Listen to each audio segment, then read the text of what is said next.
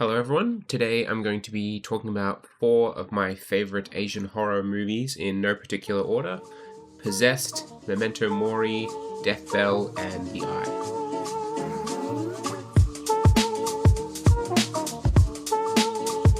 So I've watched a lot of Asian horror movies, starting with A Tale of Two Sisters, which was a movie that I had to watch for a uni class. Most of these movies always have like average reviews, it seems like, with a few exceptions, but some of them I end up loving. So at this point, I've kind of just rejected all reviews when deciding which movies to watch. So these 4 are some of my favorites from my years of watching Asian horror.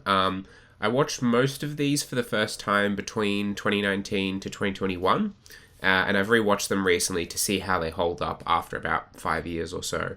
If you enjoy this video, please do give it a like, and then let me know what your favorite Asian horror movie is in the comments below. So I want to get things started with an honorable mention for a movie called The Red Shoes. The premise is it's about a mother who finds a pair of pink shoes, actually, not red shoes, and she starts to realize that jealousy and greed and death follow these shoes wherever they go. So this used to be one of my favorites. However, upon rewatching it recently, I didn't enjoy it as much as I originally did. I felt like there were a lot more jump scares and just random abstract imagery that I remember. There's still good like sound design and cinematography, and especially there's also a terrifying sequence towards the end that I won't spoil. But overall, it just didn't really land for me nearly as much as it did when I first watched it like 5 or so years ago. So honorable mention, but I no longer claim it to be one of my favorites. So moving on to the first of my favorites, the movie Possessed. The premise of this is our protagonist Heejin has a younger sister who goes missing, and soon after, her neighbors start mysteriously dying one by one. So Heejin works with a detective to get to the bottom exactly of what's going on. I normally hate the shaman trope in Asian horror films. This comes up a lot of like, especially with like possession and stuff and like demonic entities in general. There tends to be like a shaman character of like, they know the ritual or the procedure that you have to do to get to exorcise this demon. But in this film, it was actually really well executed. I enjoyed it a lot. Like, normally it's not something that works for me, but in this particular film, I felt like it kind of worked well with the story. It succeeds at being tragic while still having several like terrifying sequences as well. Like it manages to be scary while also still emotional. It's not just one or the other. And it's a compelling mystery as well, as we learn about what happened to Sojin, Heejin's sister.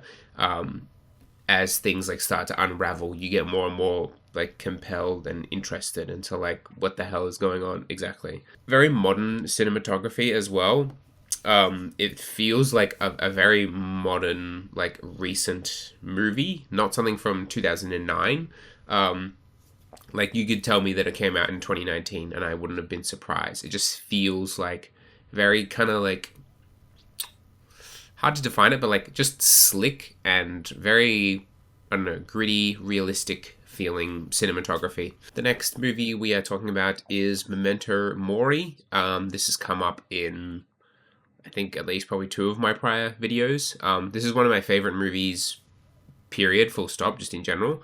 The premise for this is a schoolgirl finds a diary of another dead schoolgirl that details her love and rejection that she faced and suffered when she was alive.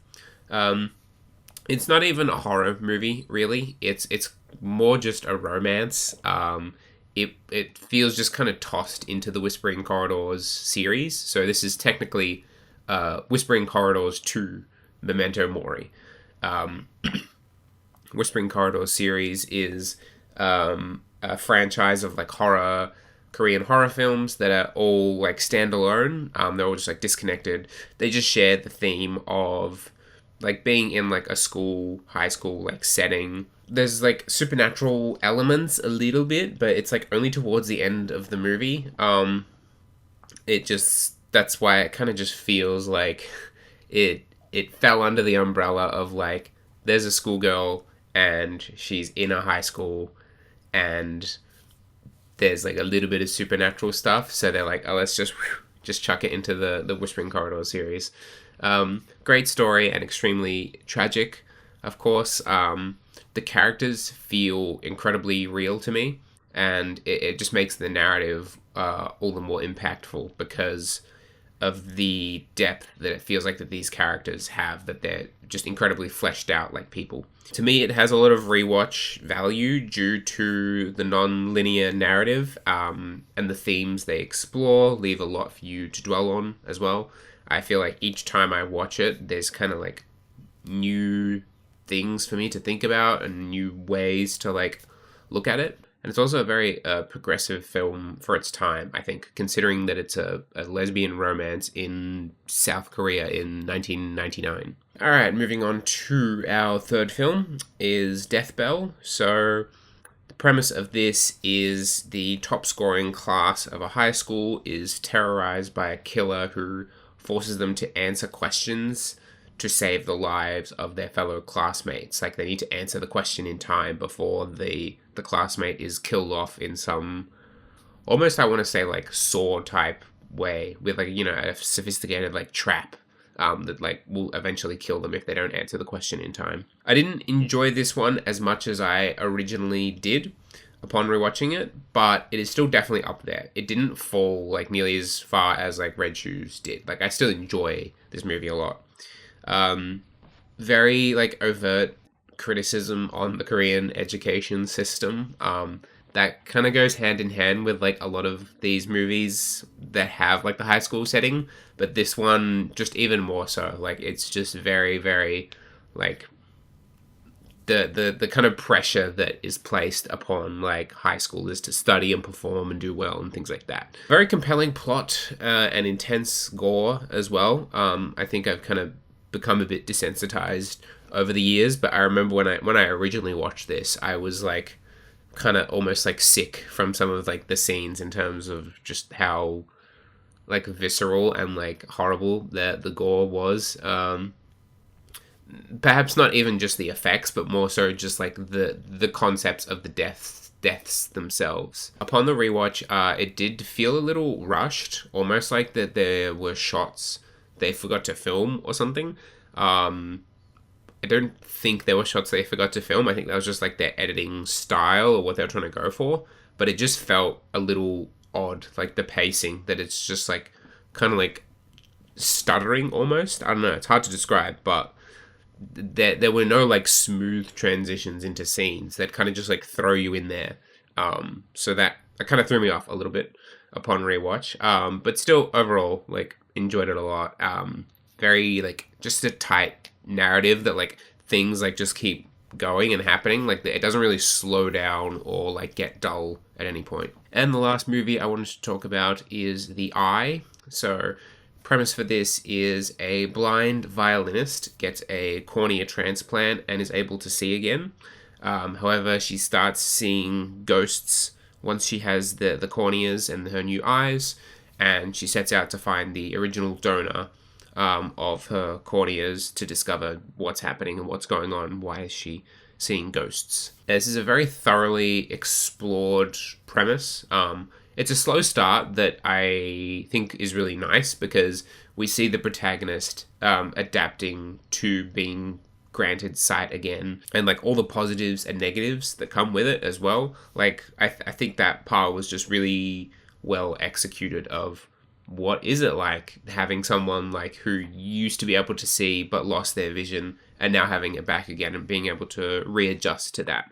I think that's explored really well. It's not very scary particularly, but it's not something that bothered me.